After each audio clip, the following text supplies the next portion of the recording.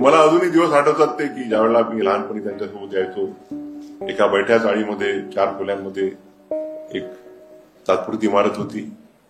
त्या तात्पुरत्या इमारतीतून कॉलेज चालायचं. आणि अजूनही आठवते मला की एकदा त्यांच्याजवळ स्टाफला पगार देण्याकरता पैसे नव्हते. आर्थिक परिस्थिती समितीची एवढी गंभीर होती. दादासाहेब गवई आणि दादासाहेब कुंभारे या दोघांची मनोहरभाई पटेल आपले जे मंत्री होते प्रफुल्लभाई पटेल यांचे वडील, त्यांचे अतिशय जवळचे संबंध होते. आणि त्यांनी मग मनोहरभाईंना फोन केला की आमच्याजवळ पैसे नाही आहेत पगार द्यायला. मनोहरभाई म्हणाले ठीक आहे, तुम्ही तुम्हाला पैसे देतो, पण एक अट आहे की तुम्ही दोघेही जण गोंदियाला या, माझ्याकडे जेवण करा आणि पैसे घेऊन जा.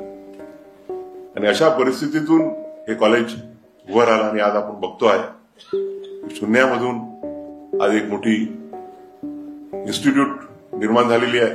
कॉलेज चालायचं. आणि अजूनही आठवते मला की एकदा त्यांच्याजवळ स्टाफला पगार देण्याकरता पैसे नव्हते. आर्थिक परिस्थिती समितीची एवढी गंभीर होती. दादासाहेब गवई आणि दादासाहेब कुंभारे या दोघांची मनोहरभाई पटेल आपले जे मंत्री होते प्रफुल्लभाई पटेल यांचे वडील, त्यांचे अतिशय जवळचे संबंध होते. आणि त्यांनी मग मनोहरभाईंना फोन केला की आमच्याजवळ पैसे नाही आहेत पगार द्यायला. मनोहरभाई म्हणाले ठीक आहे, तुम्ही तुम्हाला पैसे देतो, पण एक अट आहे की तुम्ही दोघेही जण गोंदियाला या, माझ्याकडे जेवण करा आणि पैसे घेऊन जा. आणि अशा परिस्थितीतून हे कॉलेज उभं राहिलं. आणि आज आपण बघतोय शून्यामधून आज एक मोठी इन्स्टिट्यूट निर्माण झालेली आहे.